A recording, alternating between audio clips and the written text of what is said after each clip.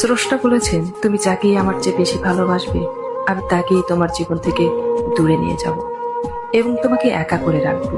তিনি আরো বলেছেন, কখনো বলবে না আমি তাকে ছাড়া বাঁচবো না, তবে আমি তাকে ছাড়াই তোমাকে বাঁচাবো এবং পেছনের অনুগত সব আবেগ কেড়ে নিয়ে তোমাকে দিব্যি সামনে নিয়ে যাব।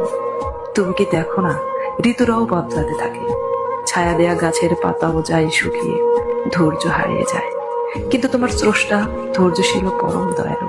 সেই ঝরে যাওয়া পাতার ডাল থেকেই আবার সবুজ পাতা গজায়।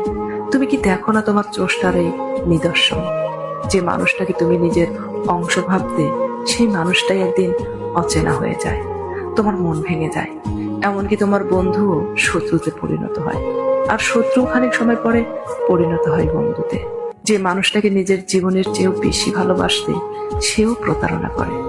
তবে তুমি কেন স্রষ্টা বিমুখ হয়ে মানুষকে ভরসা করো?